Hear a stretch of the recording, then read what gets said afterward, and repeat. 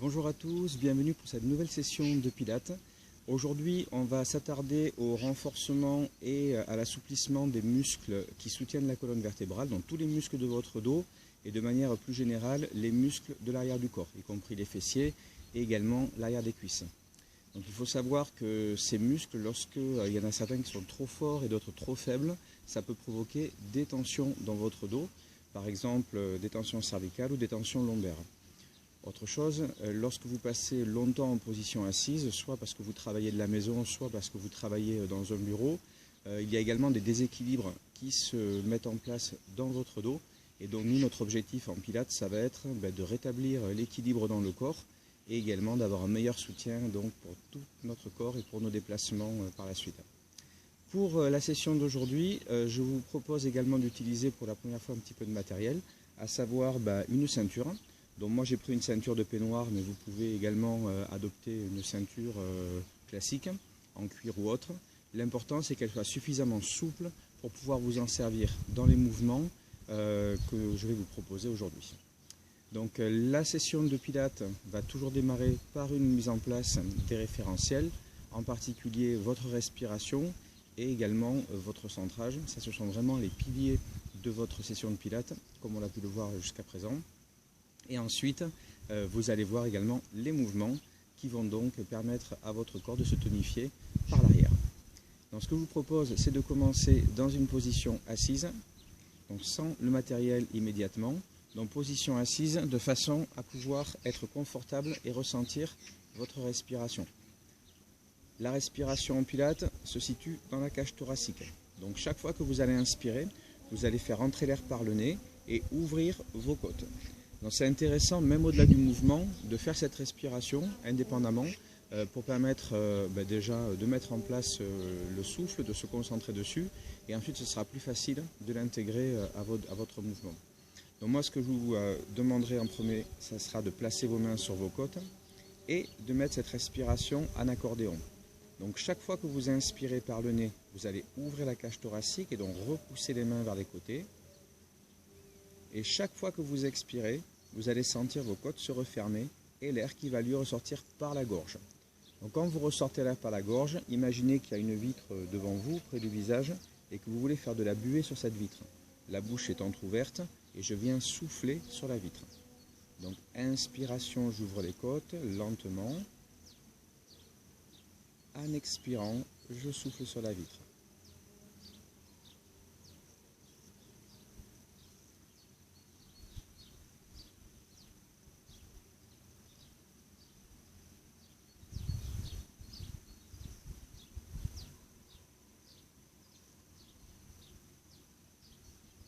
Pendant que vous réalisez votre respiration, essayez de sentir toute la longueur de la colonne vertébrale, un petit peu comme s'il y avait un fil attaché à l'arrière du crâne qui vous allonge vers le plafond. C'est ce qu'on appelle l'autograndissement. C'est en particulier important lors de la phase d'expiration. On aurait tendance à se tasser légèrement. Donc chaque fois que vous expirez, continuez à tirer sur ce fil pour allonger votre colonne vertébrale. Puis dès que vous sentez que votre respiration commence à bien s'installer, vous allez pouvoir intégrer ce qu'on appelle le centre. Dans le centre, ce sont les muscles du plancher pelvien, ce sont des muscles qui permettent de contracter de l'anus jusqu'à la base de votre nombril. Il faut imaginer une fermeture éclair qui se referme de l'arrière vers l'avant. Et ensuite votre transverse qui entoure votre taille et qui lui va se resserrer transversalement comme une ceinture. On voudrait vraiment rendre de plus en plus étroite autour de la taille. Donc chaque fois que j'inspire, j'ouvre mes côtes. Chaque fois que j'expire, je resserre de l'anus en direction du pubis et je resserre également ma taille pour étrangler mon transverse. Dans l'inspiration suivante, vous oubliez les muscles du plancher pelvien et vous allez garder votre taille toujours un peu étroite. Donc votre sensation va se situer dans le milieu de votre dos. Vous allez avoir l'impression que le milieu du dos s'étire dans la phase d'inspiration. Ce qui est vraiment important pour vous, ça va être de trouver un cycle de respiration proche de votre souffle naturel, sans forcer et sans descendre l'air dans le ventre. Une fois que vous avez mis en place cette respiration, on va changer de position au niveau de nos jambes et nous allons placer les pieds en pointe de diamant. Donc les pieds l'un contre l'autre, les genoux en ouverture, toujours le dos vertical. Si vous avez du mal à garder le dos vertical, vous pouvez placer un coussin sous vos fesses pour vous surélever. C'est là qu'on va utiliser également notre ceinture. Pour ceux qui ont les hanches un petit peu fragiles, les mêmes mouvements peuvent se faire avec les jambes en extension, en petit écart. Sinon, privilégiez cette posture en pointe de diamant.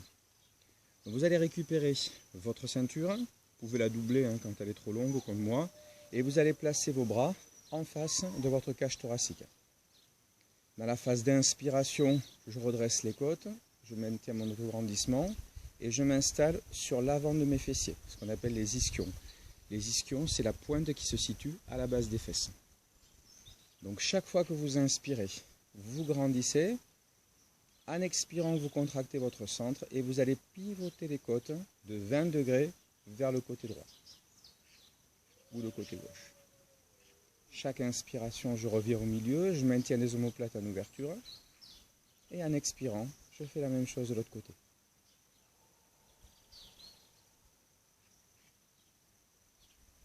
Pensez toujours à respecter votre propre souffle et à sentir que le dos est bien vertical. La tête va suivre le mouvement du buste. C'est ce qu'on appelle le spine twist, rotation de la colonne vertébrale. L'objectif de ce mouvement, ça va être d'améliorer la mobilité du haut du dos. Et vous, ça va également vous servir un petit peu d'échauffement pour votre colonne vertébrale.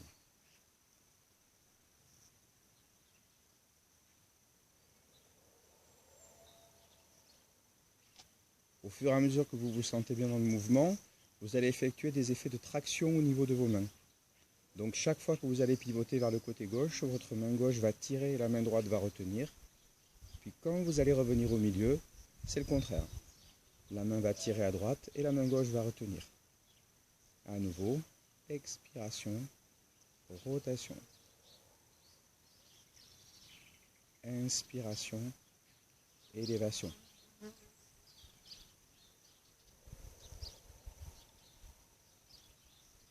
Vous remarquez bien, ce sont mes côtes qui tournent, le reste ne fait que suivre. Pas des bras qui vont se déplacer devant vous.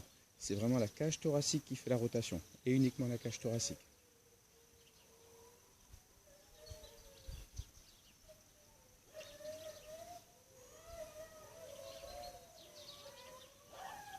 Une fois que vous avez réalisé à peu près 7-8 allers-retours de chaque côté, vous allez pouvoir vous positionner pour un nouveau mouvement, le mouvement du roll-up.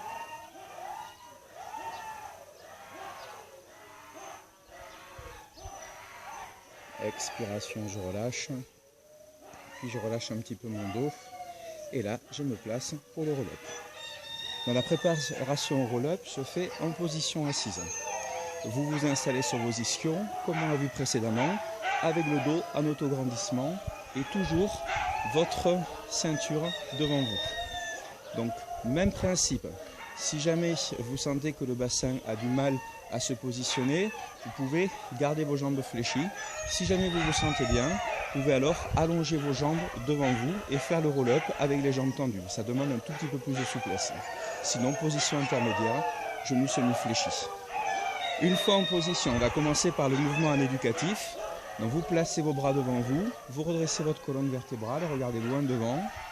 Inspiration, j'ouvre les côtes. En expirant, je contracte mon centre, périnée et transverse.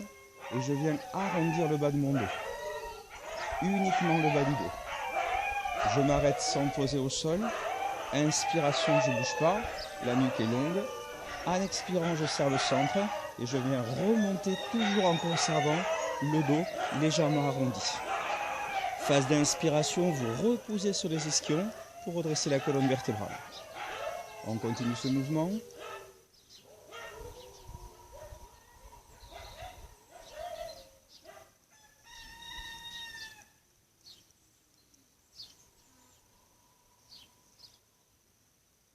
Chacun d'entre vous a son propre souffle. Donc vous pouvez faire le mouvement en même temps que moi, ou bien alors adapter à votre cycle de respiration. L'objectif du roll-up va être d'améliorer la mobilité de la colonne vertébrale.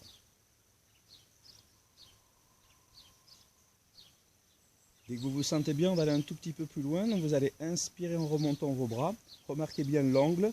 Les bras ne sont pas au-dessus de la tête. Ça ne permettrait pas de garder le neutre dans le dos. Donc vous devez au maximum avoir les bras à 110 degrés. Donc le petit repère, c'est que votre ceinture est dans le champ de vision. Donc j'inspire en autograndissement. En expirant, je contracte le centre. Je viens dérouler ma colonne vertébrale et je dépose mes vertèbres une à une sur le sol. En inspirant, j'étire la ceinture au-dessus du visage. En expirant, je serre le centre, je bascule en rétroversion et là je remonte. Toujours avec le dos qui va rester rond tout le temps de la montée. Si jamais c'est trop dur, vous restez dans la première version, la version éducative, dans laquelle le dos ne se pose pas.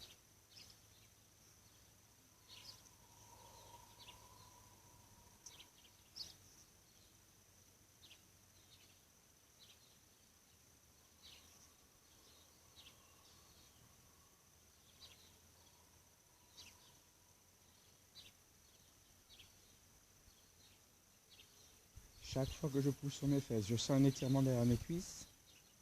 Chaque fois que j'arrondis mon dos, je sens de l'assouplissement dans toute ma colonne vertébrale.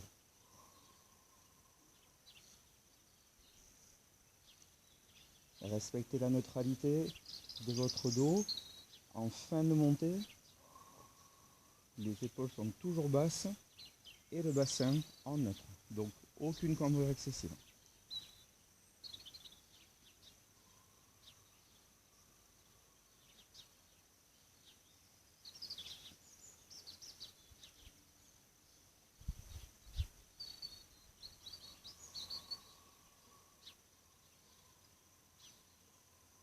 Comme tout à l'heure, vous réalisez aux alentours de 8 mouvements, 8 répétitions consécutives, toujours en respectant votre cycle de respiration.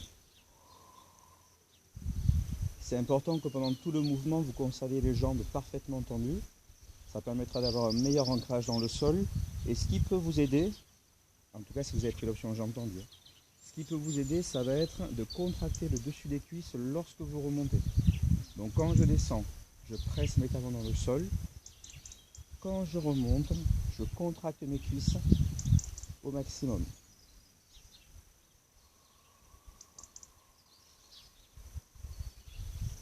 On va en faire un dernier.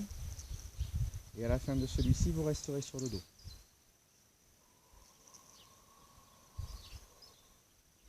Vous conservez votre position sur le dos et vous allez rapprocher vos pieds l'un après l'autre. Vérifiez alors que vous ayez les pieds de l'écartement des hanches, talon contre talon, on vérifie que ça peut se toucher, et ensuite vous replacez vos pieds parallèles entre eux. À nouveau, la ceinture va vous servir pour le prochain mouvement. Donc après le relève, on va continuer sur la mobilité, mais cette fois-ci, la mobilité des hanches. Donc il faut savoir que votre bassin et votre dos sont intimement liés. C'est important que votre bassin soit à la fois solide et mobile pour que le dos soit mieux soutenu. Donc première étape, ça va être de s'étirer un petit peu. Donc vous allez utiliser votre ceinture pour bloquer un pied, puis vous allez chercher à tendre votre jambe. Toujours avec les fesses bien calées dans le sol. Si vous avez du mal à avoir la jambe tendue, c'est pas grave. Vous fléchissez un peu votre genou. L'angle, genou, au-dessus de la fesse, 90 degrés par rapport au buste. Donc si jamais la jambe est tendue mais qu'elle est en bas, c'est pas bon. Si jamais vous l'avez trop près du buste, les fesses seront trop décollées. Donc vous devez vraiment chercher à rester en position. Et également être capable de lâcher votre ceinture et de maintenir la jambe dans cette position, soit tendue, soit semi-fléchie. Une fois que vous avez mis la jambe en place, vous allez pouvoir relâcher votre ceinture, garder là vers le plafond et vous contractez votre cuisse. Étape suivante, cercle d'une jambe. Donc je vais inspirer en réalisant un cercle complet avec ma jambe et à nouveau expirer en refaisant un cercle dans le même sens de rotation. Donc chaque fois que vous inspirez, vous ouvrez vos côtes, toujours le même principe. Et chaque fois que vous expirez, vous fermez les côtes et vous contractez votre centre.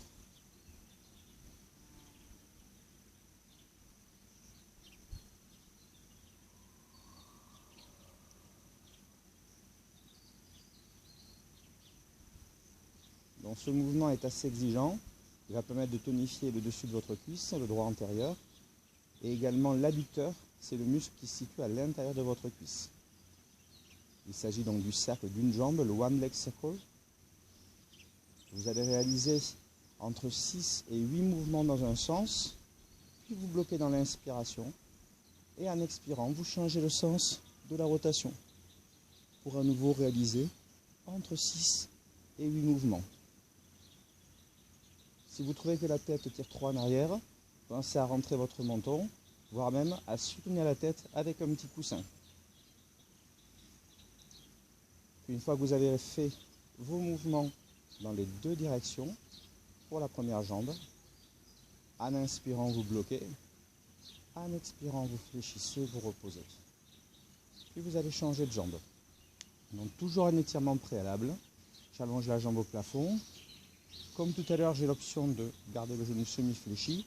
Je vais vous le montrer maintenant avec cette option, voire même le genou à 90 degrés. Une fois que c'est fait, vous gardez votre sangle, votre ceinture vers le plafond. Vous fixez vos fesses dans le sol et vous reprenez vos cercles de la hanche jusqu'au genou. Donc j'inspire, je décris un premier cercle. J'expire, je décris un cercle suivant. Donc remarquez que c'est vraiment un mouvement d'isolation dans lequel vous n'avez que votre jambe qui bouge et surtout pas le reste de votre corps. Pendant tout ce mouvement de jambe, le bas du dos n'est pas plaqué au sol, ce n'est pas nécessaire, on cherche plutôt à garder la cambrure naturelle.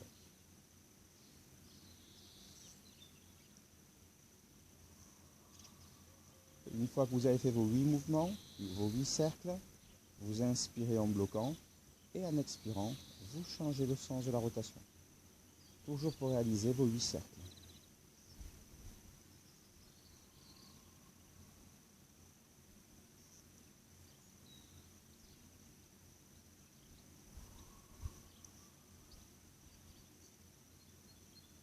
Et à la fin des derniers cercles, j'inspire en fléchissant et en soufflant, je repose. Lorsque vous avez réalisé ces mouvements, vous pouvez refaire 2 à 3 séries de plus dans vos cercles d'une jambe. C'est important de ne pas le faire qu'une seule fois, sinon vous allez moins avoir de bénéfices à la fois au niveau musculaire et également au niveau technique. Le Pilates, c'est une méthode qui demande de la répétition. Plus vous allez répéter vos mouvements, plus votre corps va comprendre comment ils fonctionnent et plus vous allez pouvoir les maîtriser. Donc moi, ce que je vous recommande, c'est peut-être de faire un premier cycle de respiration avec la jambe pas trop tendue, de manière à voir comment ça fonctionne. Puis vous terminez votre cycle de mouvement comme ceci. Et la deuxième partie, la deuxième série, vous le faites en essayant d'allonger un peu plus la jambe. Si vous sentez que c'est trop dur par rapport à votre souplesse, vous revenez à la partie jambe fléchie. On va passer maintenant sur un nouveau mouvement, cette fois-ci, qui va permettre de tonifier la chaîne postérieure. Donc là, on a vu plutôt des éléments de mobilisation, de mobilité, qui améliorent la souplesse. On va voir maintenant des mouvements qui vont améliorer la force de votre corps. Premier mouvement, ils vont tous se faire à plat ventre. Les 3 mouvements qu'on va voir maintenant, qui sont les 3 derniers. Donc la première chose que vous devez vous faire, c'est vous positionner sur le ventre. Une fois que vous êtes sur le ventre, vous allez placer soit vos mains sous votre front, en support, soit vos mains derrière vous, si jamais votre dos est un petit peu fragile. Puis vous avez la possibilité ou bien de garder la poitrine au sol, ou bien de relever légèrement le haut du dos pour mobiliser votre chaîne postérieure. Sinon, vous gardez la tête au sol. Donc une fois que vous avez opté pour votre position, main derrière ou main sous le front et surélevé, vous allez vérifier que vos talons peuvent se toucher, comme tout à l'heure, pied de l'écartement des hanches. Bien contractez vos cuisses, contractez vos fesses. À l'inspiration, vous ne bougez pas. En expirant, vous décollez une jambe du sol. Les hanches sont posées. Battement de jambes. J'inspire, je change de jambe. Et à nouveau, j'expire. Je change de jambe. C'est le mouvement qu'on appelle le swimming à plat ventre, le nageur. Donc chaque inspiration, ouverte des côtes. Chaque expiration, contraction du centre. Donc même chose possible avec les mains vers l'arrière qui servent d'un petit peu plus de support pour votre dos et le regard se porte sur le sol. Dans tous les mouvements à plat ventre, c'est important pour vous de conserver le nombril bien rentré de façon à protéger le bas de votre dos. Remarquez également que mon amplitude elle est réduite. Je ne cherche pas à aller très haut avec ma jambe, simplement à générer des battements. Si vous vous sentez bien, dès que vous avez l'impression aussi que vos hanches sont parfaitement stables, vous pouvez accélérer les battements. Donc inspirez en faisant 2 battements et expirez à nouveau en faisant 2 battements.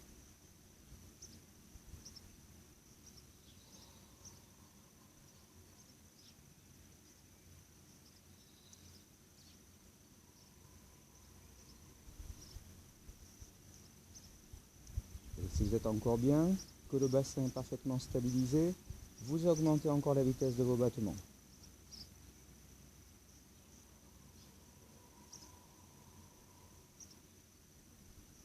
L'idée, ça va être de réaliser autant de battements à l'inspiration qu'à l'expiration. L'objectif de ce swimming à plat ventre va être de tonifier les muscles de la chaîne postérieure, en particulier les fessiers et l'arrière des cuisses. Si vous sentez trop le bas du dos, rappelez-vous de plutôt relâcher le visage vers le sol, voire même de relâcher un petit peu votre dos entre 2 séries et de reprendre la position.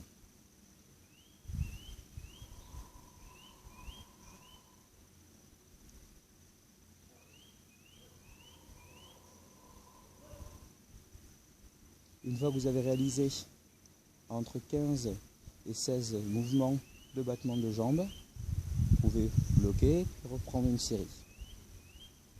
On va alors relâcher, placer les mains au sol et venir légèrement s'étirer. Donc vous éloignez vos genoux l'un de l'autre, vous repoussez les fesses vers les talons, pas trop loin, juste pour assouplir votre dos.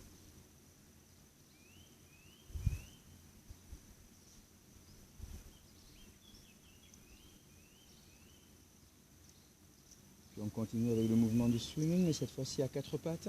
Donc mouvement swimming à 4 pattes, je place les mains sous les épaules, les genoux sous les hanches et je vérifie la neutralité. Donc ni le dos trop cambré, ni le dos bombé. Ça, c'est la neutralité au niveau du bassin. Pareil au niveau des épaules, pas d'affaissement de la poitrine, pas d'étirement du haut du dos. Vous enroulez vos épaules et vous les fixez vers l'arrière. La tête est soutenue, le regard porté sur le sol. À l'inspiration, je ne bouge pas. En expirant, je vais contracter mon centre et je vais dégager un bras devant et la jambe opposée derrière. Donc vous montez tant que vous respectez la neutralité de votre corps. Donc, il n'y a pas besoin d'amener le bras en haut, ça c'est pas possible, ni d'amener la jambe trop haut, sinon vous perdez la neutralité. Donc toujours chercher l'allongement optimal qui respecte le neutre. Inspiration, j'abaisse. Aucun transfert de poids. Expiration, je change de côté. Je contracte mon centre, j'étire ma jambe et mon bras. Inspiration, ouverture des côtes, c'est la descente. Expiration, centrage. Comme pour tous les mouvements dédiés au dos, c'est important d'avoir un centre abdominal très puissant.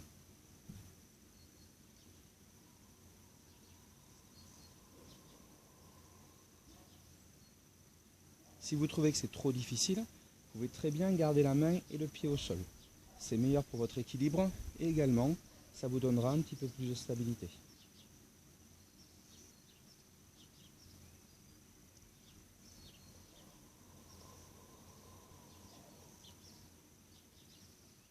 Le mouvement va remplir la respiration. Ça veut dire que tant que vous expirez, votre bras et votre jambe sont en déplacement. Tant que vous inspirez, ils sont aussi en déplacement.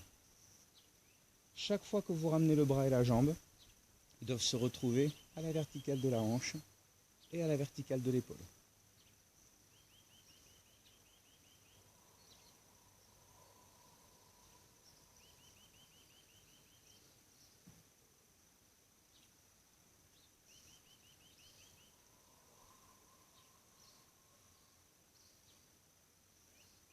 Ce mouvement, vous allez pouvoir le réaliser entre 6 et 8 répétitions de chaque côté, toujours en alternant le côté droit et le côté gauche pour maintenir votre équilibre. L'objectif du swimming, ça sera de renforcer les muscles de la chaîne postérieure. Là, en l'occurrence, on va travailler de l'épaule jusqu'à la fesse opposée. Ça va donc créer comme des sangles en fait qui viennent soutenir la colonne vertébrale. Un câble qui se part de l'épaule et qui va jusqu'à la fesse.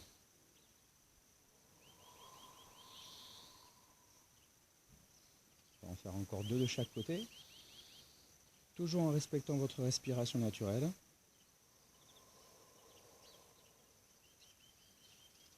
Et en respectant les angles aussi naturels de votre corps.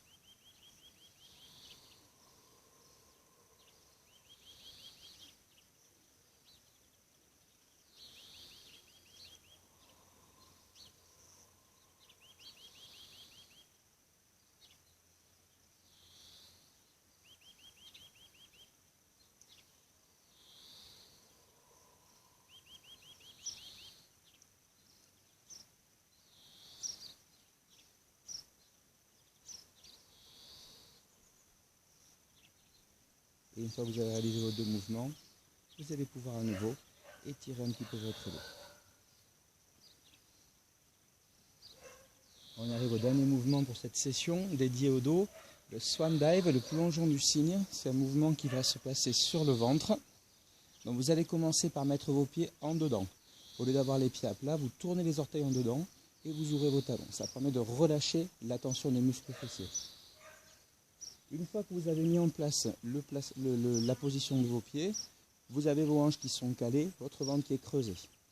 Les coudes vont se positionner sur la même ligne que les épaules et les mains parallèles.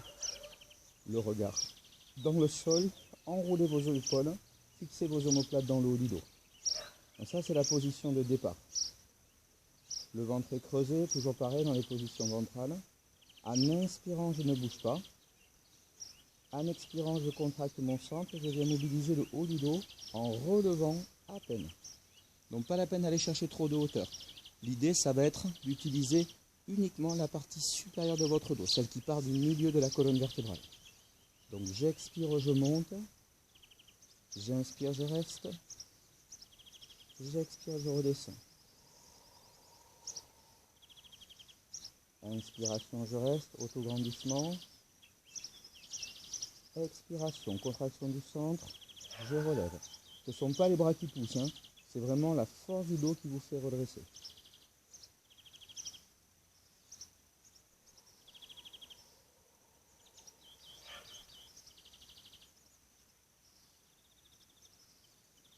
Le Swan Dive doit être vraiment fait avec beaucoup de précautions.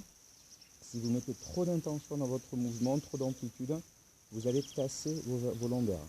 Notre objectif, c'est plutôt de créer une sorte de rampe de lancement qui part du bas du dos. Et pas d'aller chercher la courbure complète du dos. Toujours cette rampe de lancement et cet allongement.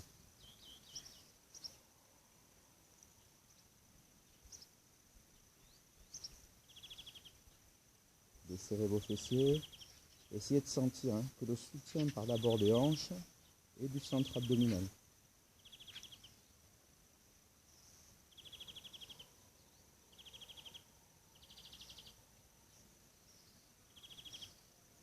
Donc je récapitule 2 cycles de respiration.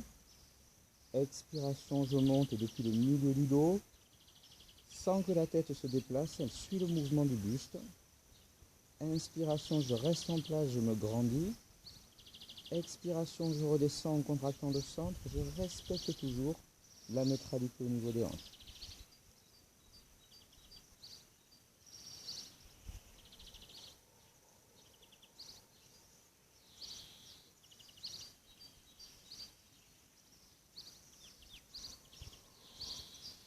Vous réalisez encore 2 mouvements complets.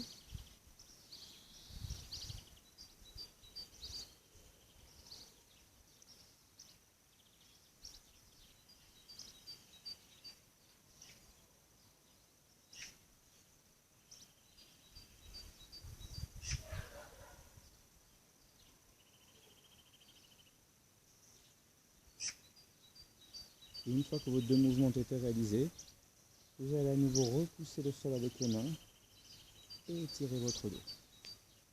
On va insister un tout petit peu plus sur l'étirement par rapport à d'habitude. Important pour le dos. Donc j'allonge mes bras devant moi, j'étire mes fesses vers l'arrière, je relâche dans le sol.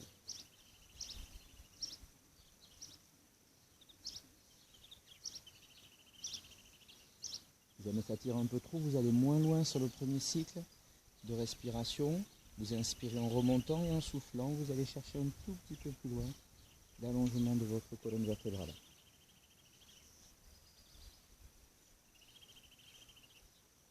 Vous gardez une main devant vous, en face de votre visage, l'autre main à côté de votre genou, et là vous étirez votre aisselle dans le sol pour relâcher vos muscles de façon unilatérale, c'est-à-dire uniquement à un côté. Puis je change de bras. Inspiration, je bloque. En expirant, je ferme.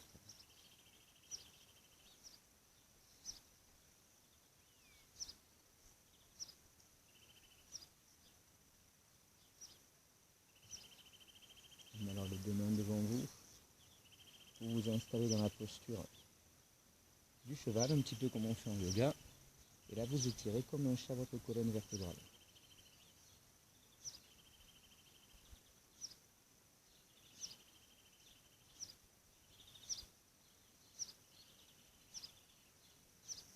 Vous pouvez relâcher. Donc pensez que ces mouvements sont vraiment indispensables pour votre dos. Pensez également à respecter vos amplitudes naturelles. C'est important en pilates de ne pas aller plus loin que ce que le corps est capable de gérer. De ne pas chercher à faire des grandes courbures, de ne pas chercher à faire des grandes montées de bras. Ce n'est pas nécessaire. Il faut vraiment que vous respectiez votre courbure naturelle du dos. Comme ça, vous allez pouvoir mieux le protéger à la fois de l'inactivité si jamais vous êtes dans un travail un petit peu sédentaire, mais également des douleurs quotidiennes du dos qui peuvent être liées à vos activités comme le jardinage ou autre. Voilà. Merci à tous pour avoir suivi cette session et on se retrouve très bientôt pour une prochaine. Merci encore.